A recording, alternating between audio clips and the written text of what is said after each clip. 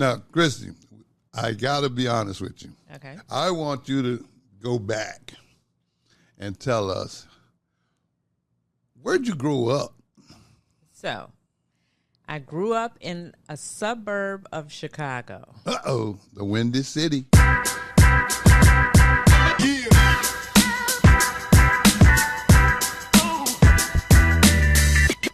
Welcome to the Look Like Somebody podcast. I'm your host, Ricky C. Simmons.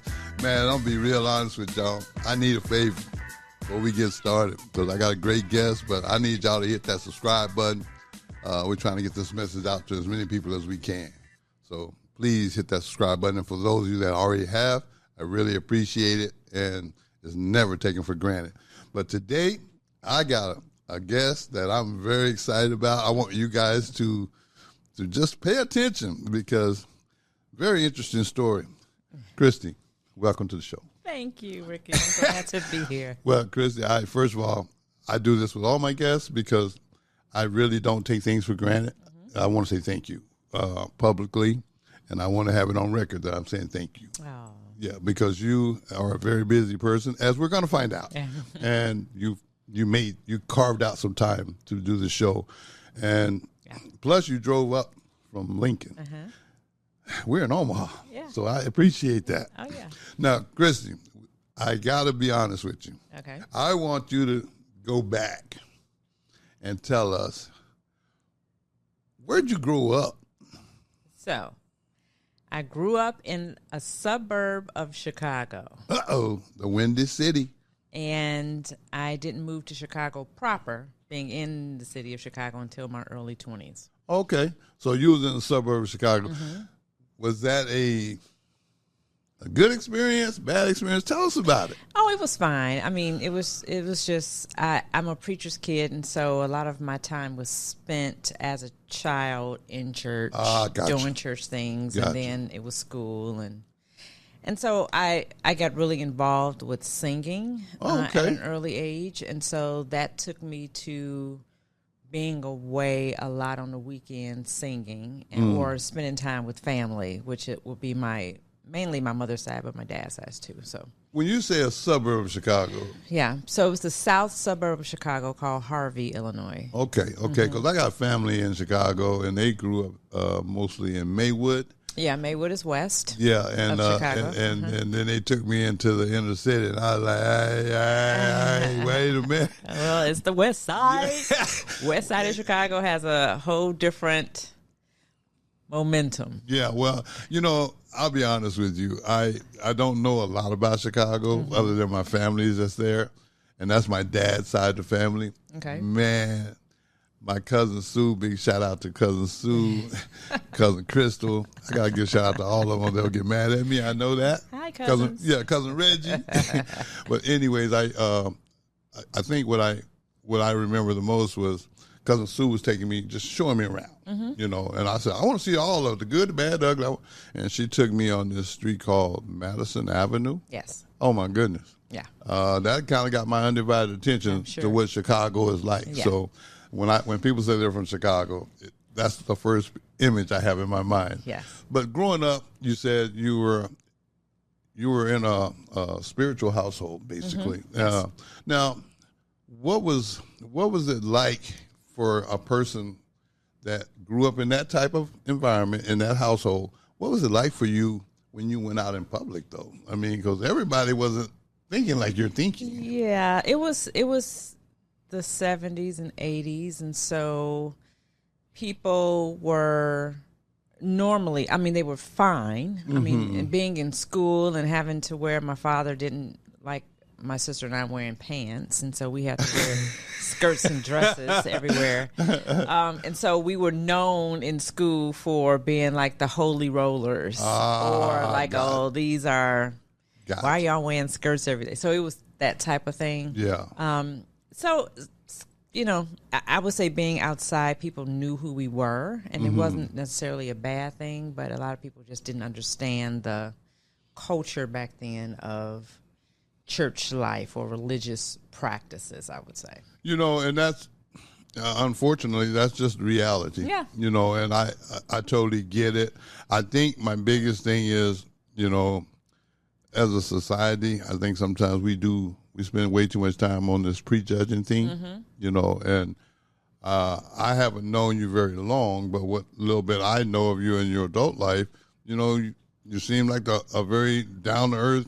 I am. Yeah, really, but that's just what I see, but like I say, that's why I wanted to go back. Yes. So now, you say going to high school, and during your high school days. Yes. Let's talk about that. What was that like? You started laughing. So I grew up. I wore glasses early. I wore glasses when I was in kindergarten, and so I've experienced what they didn't call then was bullying a lot in school. Although I had a lot of friends. So high school in my freshman year wasn't the most comfortable, even though I knew people, but I still had glasses on, and glasses weren't popular back in the 80s at all. It was like, who are you and what? But because I had a good community of friends and stuff, it was cool until sophomore year when I got into contacts and I became this whole like new look of a person. Okay. People that were making fun of me now wanted to be around me, and I was like, oh, you don't remember who I am. So, it was one of those stories where it was like, now we can have some fun. Yeah. Once you took the glasses. Took the glasses off, yeah. Gotcha. But high school I had a lot of fun in high school. I mean, I did what most would do. I was active. I wasn't active in sports. I wouldn't say I was good with that, but I was active in a lot of other things. What type of things were you active in? It was a thing called Operation Snowball in high school, where it was an organization where you did a lot of things internally, externally, to just bring awareness to certain things in school, in-house. I was part of this international club where that was more of my junior and senior year, where you worked off campus, and then you would come back, but your days would be kind of cut down because it's like a work program. Right. It was a business professional program. That's what it was. Gotcha. And so I learned a lot about business early in high school. I also was a part of like the pep team. Okay. I mean, I was loud in high school. I was loud. I was Miss Dramatic. I was the one that soap operas were very popular in the 80s. And so I was the one that was just like, oh, let me tell y'all what happened. And so I was very colorful in high school. And I enjoyed myself in high school. I think it besides the freshman year of trying to find myself, I think I became well-developed. Gotcha. So basically, you took the glasses off. Took the glasses off, honey. I was a whole nother situation. You became real relevant. That real relevant. Very I got quick. you. Yes. Well, after high school. Okay. Let's talk about that. What happened after high school? I really didn't know what I wanted to do. Okay. So after high school was a awakening for me. My father was pretty much like, okay, you're either going to go to college or you're going to the military. I didn't want the military life, and so I went to a community college and still trying to find what I wanted to do. I wasn't really sure. I would probably say the second year of junior college, I decided to go into an X-ray tech program, which was in the city of Chicago, and so which was at one of the major medical centers in Chicago. It used to be called Cook County Hospital, which is known throughout the world.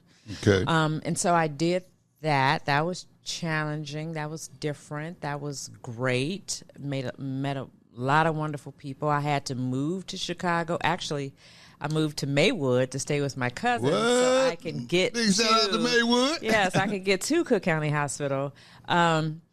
But it was a great experience. But I kind of knew then I didn't want to do this for the rest of my life because it was really redundant. Doing X-rays every day, it's like the same kind of thing. Oh, and okay. I just needed a little bit more. Right. And so I drifted away from that. But all throughout this time, let me say, from high school, leaving high school, going to college and X-ray school, I was still singing. And so singing became a very vital part of my life. I was a professional singer, so I was going all across everywhere, singing behind people. I was a background singer or singing with my girlfriend who was a gospel artist still, but at the time she was coming up into it. And so I got to meet a lot of wonderful people. It really carried me over to my adult life. And so I was able to tour Europe twice. And, oh, wow. I really got to see the life of tourism, what that really meant to tour, to sing in front of large crowds, and just what all those dynamics were. And so it's like, that's a lot of work. Well, I mean, I was just sitting there thinking about something when you said that. When you started going abroad or whatever and doing all this, I mean, that had to be new for you. It was new. It was exciting, uber exciting. It was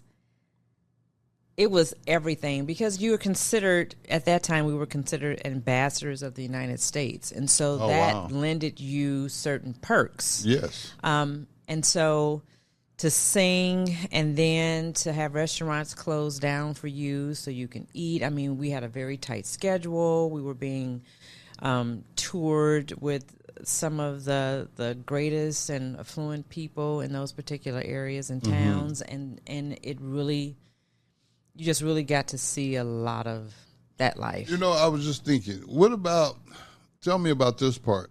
When you're in this situation, living that life, kind of almost put yourself in a box.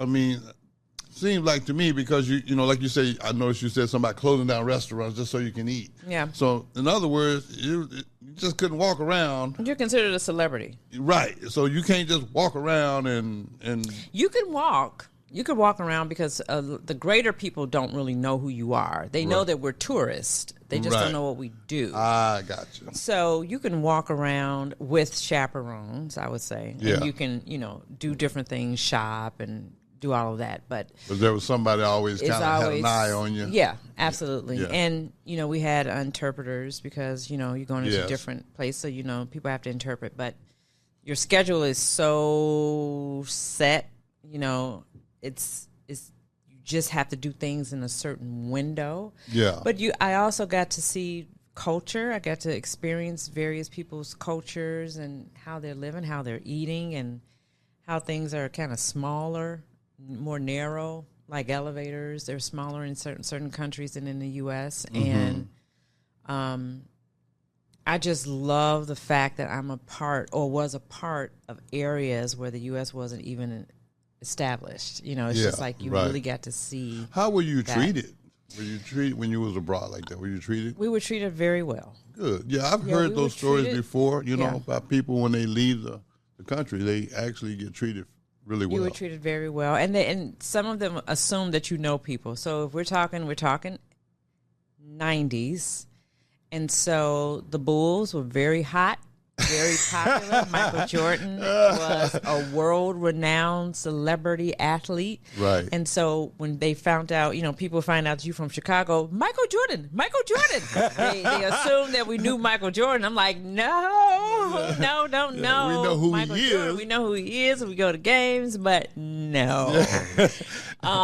And so it's like, you just you're gracious with it and just okay, yeah, we love and it is a form of compliment, yes, yeah.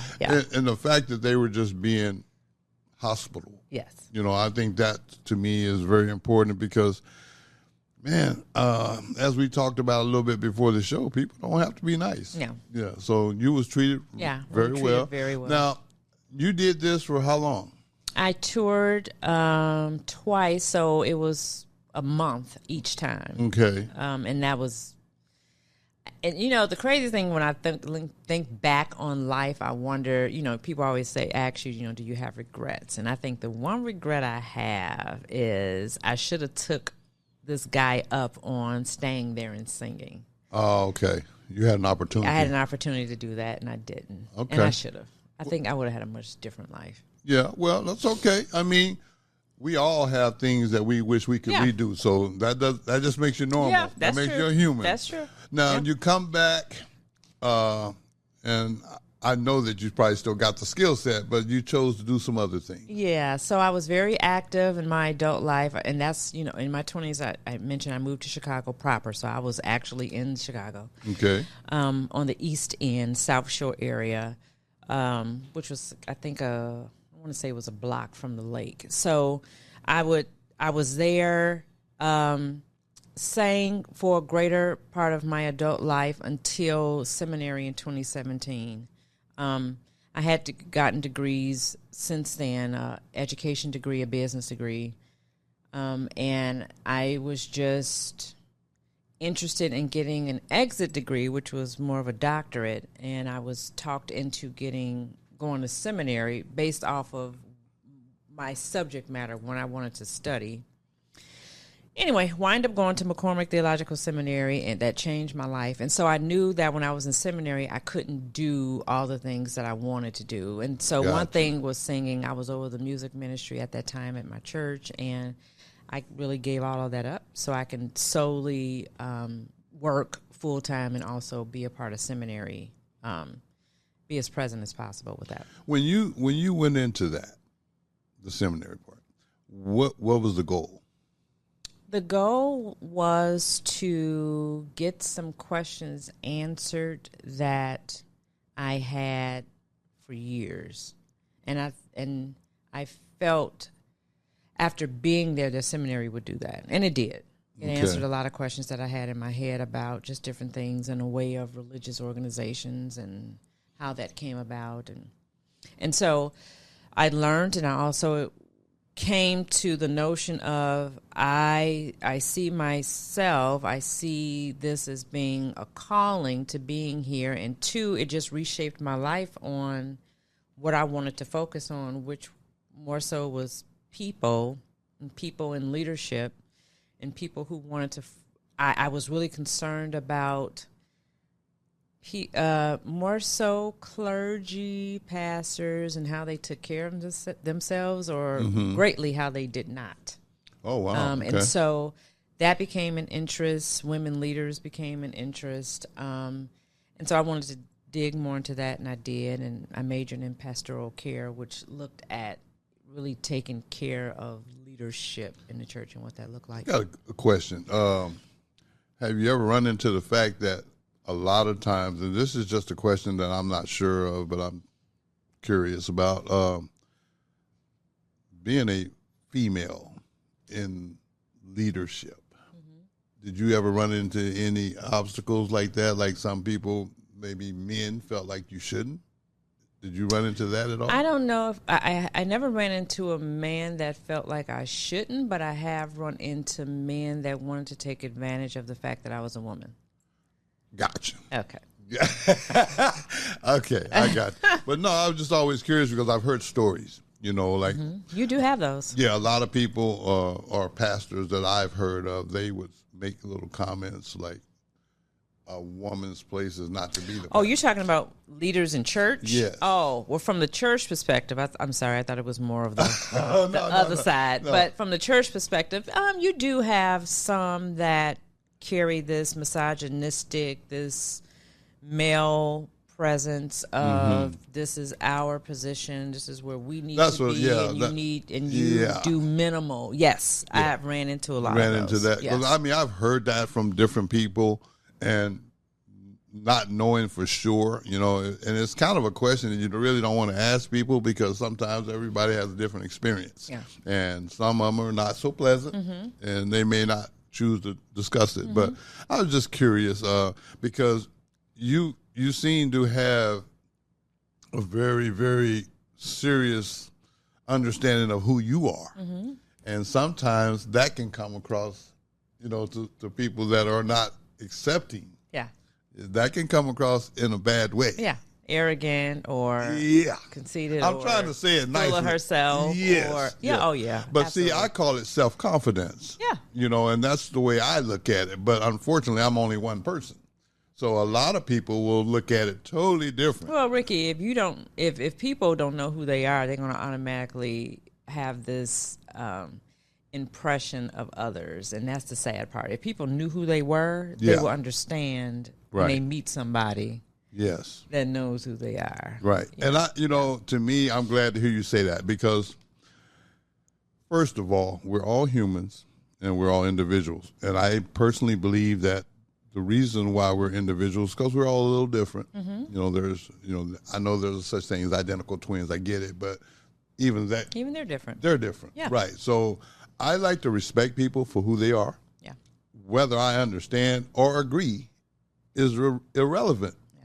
You know what I mean? Because we all have the right to pursue what we want to pursue and be who we want to be. Yes. And a lot of times I think our society, in my opinion, our society tends to want to put people in boxes. Yeah. And, when you said seminary, the first thing came to my mind, and boy, I bet she done went through some changes. Yeah. That's the nicest way I can say that. Yeah.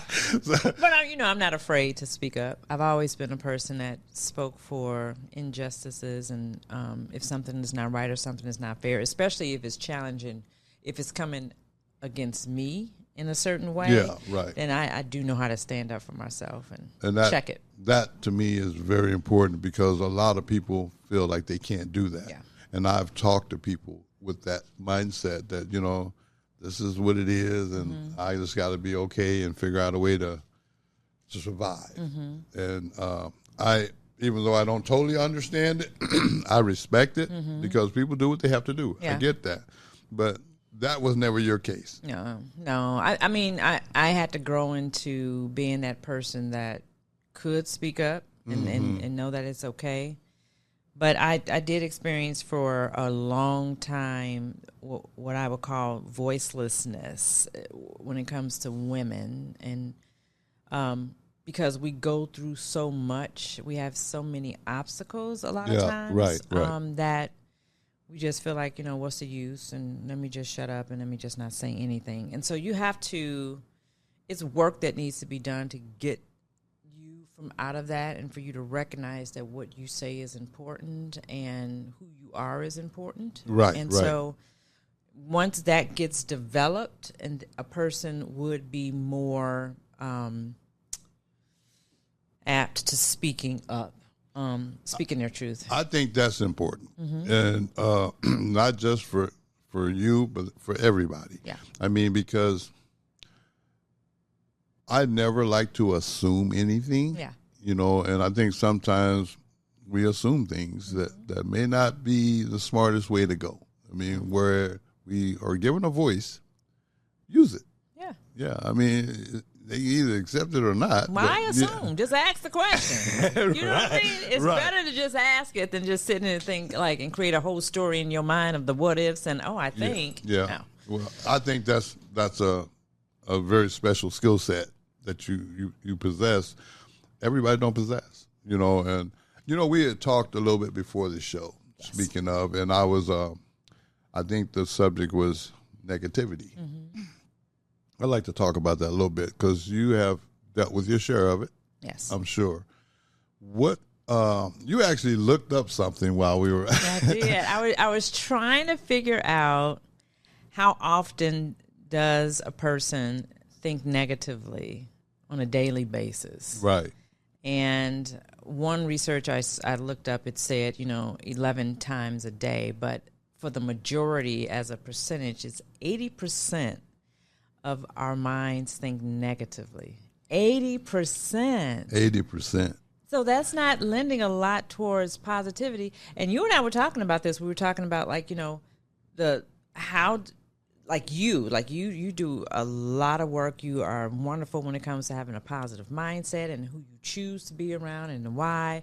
A lot of people they can't get there. Right. And so it's how does one, especially if you're going through hard things, how do you change over, flip over, work through the hard thing to have a positive thought or a different perspective about it? That takes a lot of talking to yourself. Yeah, well, when you say 80%, I'm still stuck on that. Yeah. I mean, I didn't know that. I mean, I just knew it was real common for negativity to get a lot of attention. But I had no idea before you looked that up. Like 80% of people thinking negative. And then you said something else about repetitiveness. Yeah. And so it's also a thing that a high percentage of people continuously think a certain way all the time. Yeah. And so when it goes into how do you change, how do you figure out how to think differently, or what is the positive point to being in debt or not having a home or not. I mean, how does one think positive about that? Right. And so that's where you get into these conversations of what does that look like? And you and I talked before about, how one's mind can be their own prison. Correct. And so how do we open that up? For me, it was therapy, and it was choosing to not think that same way. Right. Well, for me, I was a little more hard-headed than you. Mm-hmm. I had to try to power through it in my own way, which didn't work out the best for me. Mm-hmm. And I'm very transparent about it as well. I'll be honest with you. I just didn't handle complicated very well. Yeah. So my negativity led me to incarceration several times. It led me to a bunch of treatment centers. Mm-hmm. And then I finally figured it out. And this is just a little off topic, but I got to say it. They always had waiting lists for me to get into treatment. Yeah. But there wasn't no waiting list to go to jail. Mm-hmm. And then that kind of made me start to realize, especially after I lost my parents. Yeah. Man, once I lost my parents in 2006 and I was standing in front of another judge, and man, when they sentenced me, I was thinking to myself, I was like, you know what, this is on me. The negativity part is on me. Yeah. So once I corrected me, I'm not saying my life is perfect, but I realized today that I can avoid a lot of negativity. Mm-hmm. It might not make sense to nobody but me, but as long as I'm free. And speaking of free, I can actually say ever since I've had this mind change, 16 years of clean and sober living played a major part. I love it. Yeah, it played a major part in me losing negativity. And, congratulations. Well, thank you. But I will say it this way, though, Kristy. I realized that negativity is something that you actually got to seek out because you got a choice. And like you say, now I get the percentages are against being positive, but I work extremely hard on a day-to-day basis to be positive. So you mean positivity you have to seek out? Oh, yeah. Yes, yeah. I have to seek out positivity like people seek out negativity. Yeah. I seek out positivity, and I work on it daily. Yeah. I mean, I'll be the first to admit it. Some of the stuff that I do to be positive don't make sense to nobody but me. You. That's right. But you know what? The point I'm trying to make is, at the end of the day, the positive outweighs the negative to me because, and this is a personal thing, but the consequences are less. Yes. I mean, the negative consequences, I should say, are much less. And for example, when I decided 16 years ago to quit making these negative choices about using drugs or getting into trouble, the amazing thing happened. The police left me alone. They quit. Look at that. They quit following me. They quit pulling me over. They quit asking me questions that I didn't want to answer. I mean, actually, driving up here today from Lincoln, I saw a state trooper. And I wasn't speeding, but there was a time when I would see a state trooper, man, and negativity would be like, oh, man, here we go again. Well, today I turned my music up a little bit because I know he wasn't looking for me. He wasn't looking for you. One more example of positive. Yes. Yeah. And I just, I think my deal is I really like to encourage people to be positive. I'll try to do that a little bit in every single show I do because positivity is that important to me. Which brings me to, you have a book. I have a book. What? I do. I need you to explain to everyone about this book and what made this book come about. Yeah, so I finished the book last year. It's called Be Intentional, Transforming Personal and Professional Development. It's a workano, so it's a workbook journal. Okay. And it was really created, it was founded on my life and taking note of people that would come to me to either vent or to seek advice. And these were all people that were much older than me. Gotcha. And so I saw that as, okay, this is weird. Okay. I am below your pay grade, and so why are you coming to me? Like, right. But when I looked at that, I'm like, okay, it's got to be a reason for this. And so I just took all of the things that I've learned from, I want to say since the age of 16, probably, all the things that I've paid attention to and observed and took note of that and started creating this book in 2020 during COVID. Sat and started writing out this book because I'm like, other people need to know how myself or what I say to other people, what I've learned from other people, what this all means. It needs to be a book that just does all of that. And the importance of being with yourself was my main foundation of this book, and spending time with you, knowing who you are, being connected or reconnected to you.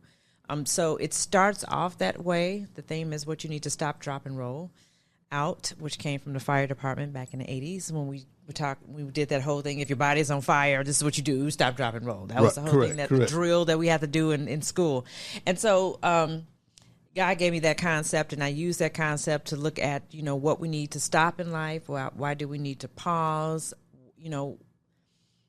What would we say to that younger self, even though that's not a question, but it's looking back at a photo of yourself and what did you think about yourself then? And it's taking you through this journey of discovering who you are now from where you were and what were the things that you had to change and figure out to be this person. And also the next chapter of drop. What do you need to drop? Who do you need to drop? Yeah. Who's in your life and around you that don't need to be there? What are you giving so much time to, and why are you doing that? And it's not reciprocated, or what is the reason? So it gives a lot of these why questions to things and how you need to really change that landscape of looking at that. And then the role is like the new habits. How do you need to roll new things out? What does that look like? And so it's not a workbook that you just go through and you just like, okay, I'm good. It's one that's intentional about, nope, you need to etch out time for yourself to get through this. And then what have you discovered in working yourself through this? And the last chapter has a lot to do about the mentoring, it's transition, not losing yourself through who you mentor. Looking at that and, having that piece of your learning, even from that, learning from what you're telling other people.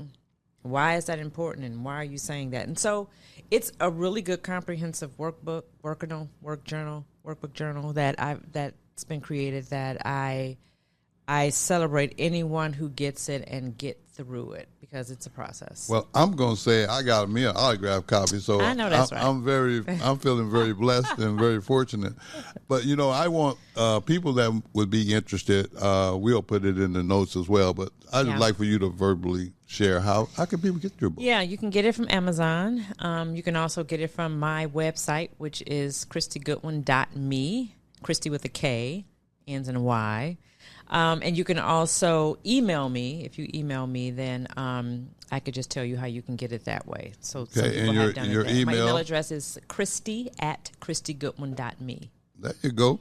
Well, reason why I wanted you to put that out there like that is because a lot of people suffer in silence, and I really believe that it's important that people that are suffering in silence understand that that's no excuse to give up. Yeah. You got to continue to find reasons to stay in the game, so to say. And that book that you have put out, I think is going to help tons of people, because to me, it's sometimes people don't think nobody care. Yeah, once you sit with yourself and you go through it, you will really see what is important to you, or what you've been doing just because you've been doing it. And it's for any person that wants to find a peace about themselves. is for anyone who's seeking that. If you're not seeking that, this is not the book for you. Right. You might know somebody that you want to gift it to so you can still get it. Yeah, I got But if you don't want to do the work, then yeah. And see, and that's a part that's real important too, man. I mean, you said the key is do the work. If you don't want to do the work, I don't know how to help a person that don't want to help themselves. Yeah. You know, there are people willing to help you, but you got to be willing to meet them. Mm-hmm. You know, and I believe that when you spend time with yourself,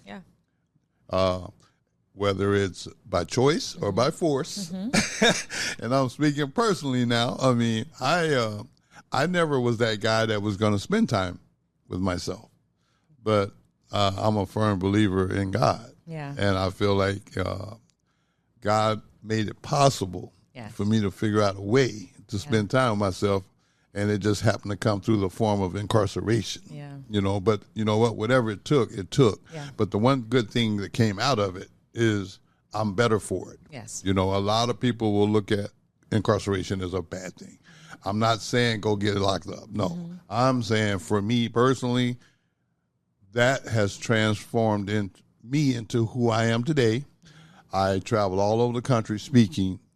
I don't want to see anyone go through what I went through. Yeah. And so I definitely understand the value in spending time with yourself, because that laid the foundation for what I do to this very day. Yeah. And I can see where your book can help a lot of people find the time and the reason to spend some time with themselves. Absolutely. Because let's be honest, man, we live in a takedown society.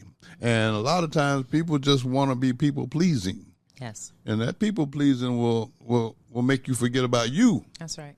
Yeah, you know, and so I highly recommend everybody figure out who you are. And then, like you say, drop what you don't need. That's right. That's right. And start making some choices that are going to be beneficial to you, and so that you can be a benefit to others. Yes. And that's what I got from looking through your book. Yeah, yeah. It's an amazing piece of work that I'm so happy that I was able to complete and share with others. Well, you know what? I want to make sure that you understand that I am proud of you. Oh, first of all, I really am. Because see, that's another thing. We don't give each other credit for the good. Yeah. But if Kristy goes out and does something that's negative, you best believe I'll be viral. Okay. Yeah, they're going to go back and get their singing career. They're going to get their church upbringing. Everything. And it's funny how that is. I'm not saying funny, but I mean, it's just strange to me that when you're doing something good, it's kind of like we'll scroll past that. That ain't going to help the ratings. Well, I love the fact that you decided to do things different, that you decided to, throughout your experience, that you were going to do better and be better. Yeah. I want to celebrate that for you. Well, thank you, young lady. Because the work that you're doing is something that we all need to have. You know, the funniest thing about that, when you said it, what popped in my head was 16 years ago, I dedicated, I think it was 2009, I dedicated the rest of my life, for whatever time that I have left, to making my mom and dad, that are both in heaven, making them proud of me. Mm-hmm. That's one of the biggest motivating things for me to this very day. I mean, I'm on a mission to make them proud of me, even though they're not here. In my mind, I got this weird feeling that my parents are watching. Mm-hmm. You know, I can't communicate with them, you know, like you and I are talking. But if I had to guess, my dad is probably saying something like, my mom's name is Bertha, my dad's name is Clyde. My dad's probably saying, Bertha, it took him long enough, but he finally looked like he might have an idea what he's doing. They're proud. And that inspires me to continue doing what I do. I love what I do for a living. I love traveling the country, speaking to all different types of audiences. I mean, I cover the whole spectrum. It's business, whether it be churches, whether it be car dealers, prisons, treatment centers. I go wherever there is a need, and I love it because I feel like that's a part of me making my parents proud of me. Yeah, absolutely. So what I'm asking you to do is to keep doing what you do. Thank you. Yeah. Yes. And I also want to hit on what you do now. Okay. Yeah. Why did I come to this great state of Nebraska? I'm working for a faith-based nonprofit called City Impact in Lincoln. Okay. And so we help kids K through 8th. Now we'll be getting into our high school cohort this fall, but we help them with literacy and we help them with professional and spiritual development. And so literacy and what used to be called Bible Club. But we just give kids the foundation of these moralistic principles that were taught through Christ. We give them those principles to really use as a foundation for life. And so we're not here to be we're not a religious organization like a church. We're just teaching the things that we know that kids can need to fall back on if they run into hard times. Right. Well, I think that's important because unfortunately everybody's not going to go to church to find out what they need. That's right. But you can still use some of those same principles. Yes, you can. And that's what you're doing. Yes. I think it's real special that you chose to do what you're doing because helping our youth, people don't want to take a look at it, but that's the future. That is. Yeah. And I don't know. I mean, maybe it's me, but I think a lot of our youth could use some spiritual guidance. Yes. You know what I mean? Because if the only people they're listening to are people their age, neither one of them have lived long enough to know better. Absolutely. You know? And we're all spiritual beings. And so somebody, I mean, if you're not trying to hang on to the religious institution and what that all is, but if you're a person that believes that because we're spiritual beings that I need to align myself in a certain way, and people do it all the time. They do it with yoga. They do it with meditation. They do it with it is all these different practices through whatever religious foundation it comes from. We all do it in some type of form or fashion. So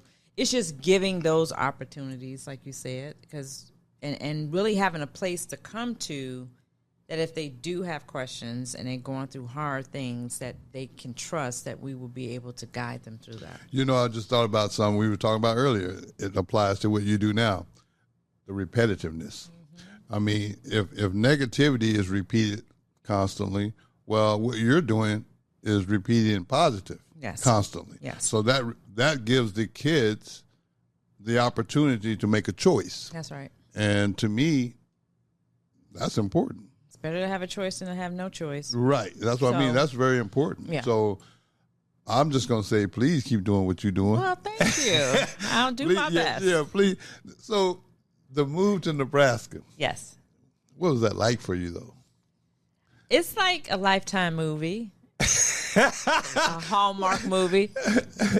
It's like it's coming from a big town to a small town, even though they call Lincoln like the big small town or whatever they call it. But to me, it's a small town. And so it's done a lot for my health. I would say it's calmed my pressure down some. I don't have to walk out and pay attention to if somebody's behind me or walking up to me. I mean, and Chicago is an amazing city, great city. I mean, I still go back home to eat well and visit people. But still, I had, it's a lot that comes with driving around and making sure you're good and making sure you're safe. And so it's a lot of safety issues that happens. But I don't have to worry about that much in Lincoln. I remember my doctor telling me before I came here and I had to do my final checkup and stuff. She was like, "Where are you moving?" And I said, "Oh, I'm going to Nebraska." She says, "Okay, your health would change dramatically. No problem. You'll be fine." And so I was just like, "Oh, okay." And so it has. It's just been, people are kind and it's been a good experience. Well, I will say this: the stress level is a lot easier probably for you to keep down here. It is. Yeah, it is. Yeah, because I mean, now don't get me wrong. I'm not saying that this is the best place on the planet, but it's a lot better than where you came from when it comes to certain things. Certain things, yes. Yeah. Mm-hmm. And, I look at it similar. Being from Texas, only thing I really got against Nebraska is I don't like the winter. But see, you came from Chicago. Yeah, you came from Chicago, so you was kind of used to it, man. But when I come here, Ain't nothing about no snow blowers and all that stuff. You know, I mean that. What a wake up call. Yeah, man. I mean, and here's another thing. They don't close nothing when it's snow around here. Like where I'm from, man, if it's snow, it just fall. It don't even have to stick. We close school, business closed. I mean, it's just. But they carry on business as usual. They sure do. And that kind of threw me for a loop. But the one thing I will say though is I've met some very, very, very good people, including yourself. I've also your brother. Yeah, I mean Michael Hunter. I mean, the list goes on and on. Yeah. You know, Coach Osborne. I mean, I could go forever naming the nice people I've met here. But the one thing I will say is this. Every chance that you get to be in a positive environment, I don't care where you are, I think you should take advantage of it and make that repetitive. Yes. Because like we were talking before the show, if we would repeat, if we could get into the mindset of being repetitive on being positive, I just think the whole world could change. It would be a much better place. Yeah, but I just don't know how to go about doing it other than one person at a time. That's all you can do. And, you know, I think talking to a group of people, I mean, it's always a chance that everybody is not going to jump on board with that because it's easier said than done. However, the change that you do make, changes that I do make and I do have, that's worth celebrating. Right. And you're supposed to take it. You know, a person that learns, they take it and they carry that forward and they help other people to be able to see what they see. And so it's not supposed to be, you know, they learn it, they got it, and I'm just going to keep this to myself. No. Right. So everyone needs to carry kindness forward and what that looks like and positivity and what that looks like. And still, if you know, I'm a person that I'm often around people, and a lot of time, I know in my book I talk about protecting your peace. Right. And so a person can't strip your peace only if you allow them to. Correct. And so you can be in any environment and still have your sense about, okay, I know how I need to get myself conditioned for all the things that I feel or the things that I see to prepare yourself and to be. And so for me, it's doing that often and always and teaching others how to do that. And that's why the book was created. Well, I'll tell you what, the book is going to continue to help a lot of people. I want you to know that it's important for you to keep doing what you're doing. I mean, I can't say that enough because, see, like I said, it's kind of, I'm trying to create this repetitive culture that I want to see in our society, which is let's get back to the basics. Yeah. Let's get back to treating people the way we want to be treated. I've been doing that, but I had to add a little extra on it by saying I don't look for it in return. But it would be nice, you know, if it could be. It would be. Yeah, but I mean, I know we got a ways to go before we get there. Yeah. But it still doesn't stop me from being the person that I am. That's right. And I think, you know, from what I can see, it just is not affecting you because you're going right on forward. Listen, got to keep going. Yeah. Got to keep moving. Well, I'm gonna put you in the category I put most of my guests in is your quit button broke too. That's right.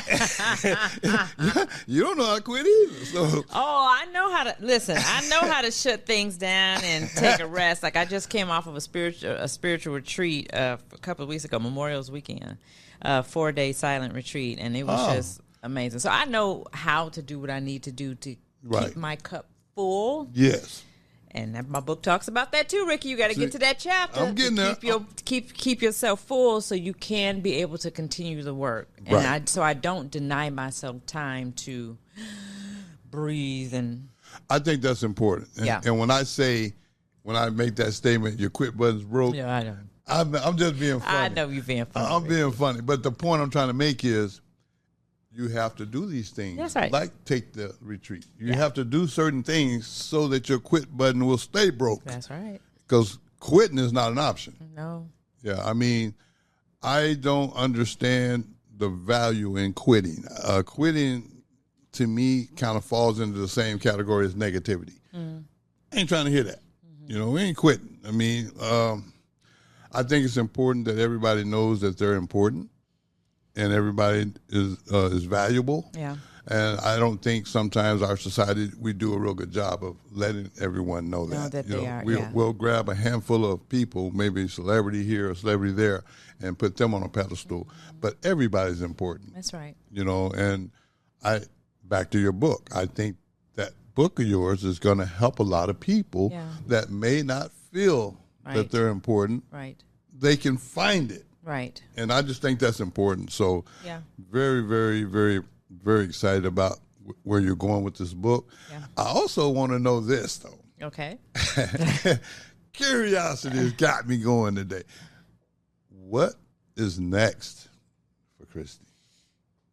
Well, I have more books to write, but what's next for me is to continue the call of this thing called being intentional. That's really important for me. I know on Saturday mornings I do a virtual Zoom with women, and we talk more about that. And so if you want more information about that, then you can also email me.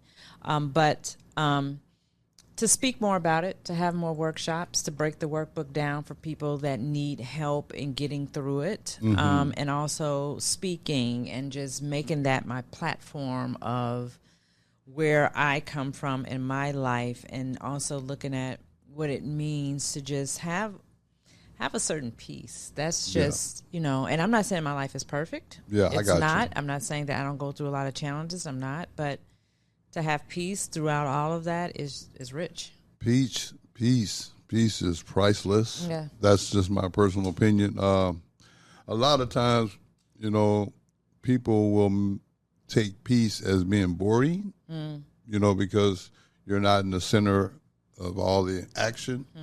But to me, I think boring is good, because if you can't be at peace with yourself, I don't like your chances of being at peace with anyone else.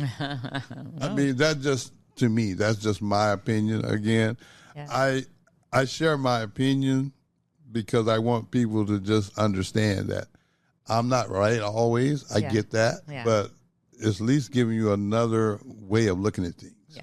And see, I know a lot of people, man, that they feel like they need to have a crowd in order to be relevant.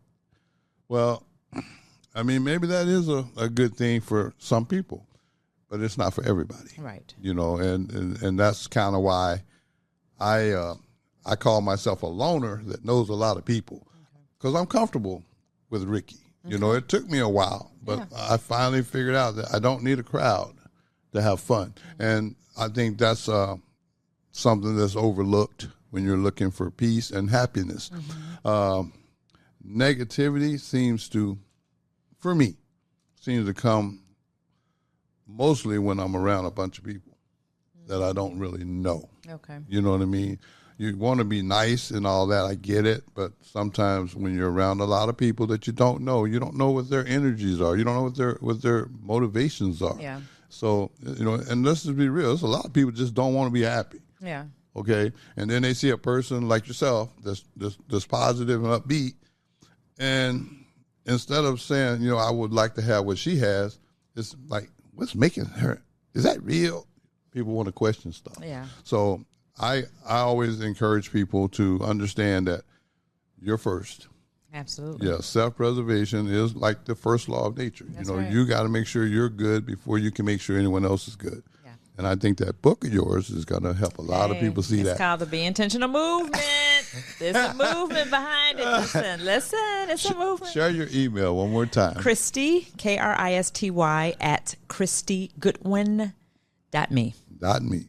I want everybody to take a look at that, man. I just think it'll be beneficial to you. And even if it won't help you, it may help someone you know. Right. The website is KristyGoodwin.me. That's the website. I gave you my email address, but yeah. Okay. Well, look, here's the catch. I want to know my final question. I want to know, is there anybody out there, and we're going to start with your mother. Yeah, okay. That you'd like to say, give them a shout out. Well, hello, Mom Tula. Hello, Deshaun. Hello, my brother-in-law, Ricky, and to the Intentional Women crew. Hi, everybody. And to my Simi girls, hello. Y'all know who y'all are. And all of those that are connected to me, love me, and support me. I love you all. That's what I'm talking about right there. I've heard a lot about your mom. Never met her, but I've heard some stories. Yeah. Your brother has filled me in, so Yes. she's a very, very interesting something lady. else. Yes, she is. Well, hey, listen, I'm just going to say this to you. Again, I want to thank you. Thank you, Ricky. I really appreciate the fact that you took time out of your busy schedule to come up to Omaha to do this podcast today. Kristy, just know that I'm proud of you. Thank you. And if no one has told you lately, I am really proud of you for what you do. Thank you. For others. Thank you. Because, I mean, you don't have to be nice. All right. That's a choice. Mm-hmm. And you're doing that. And even your profession right now of helping these kids, I just believe that's going to continue to pay huge dividends in the future. Yeah. So, I'll take that. And I'll take that and ride with that. Yeah, well, you keep doing big things, and just know that if there's anything I can do, please let me know. Thank you, Ricky. And we're going to wrap this show up the same way I do every week. But what I will say is this. Please hit that subscribe button and tell your friends about it so they'll hit it. That's right. I always want you to understand something. Every day you blessed to see, you got to look like somebody. Do it for yourself. Thank you, Kristy. Thank you, Ricky. And great to be here. We'll see y'all next week.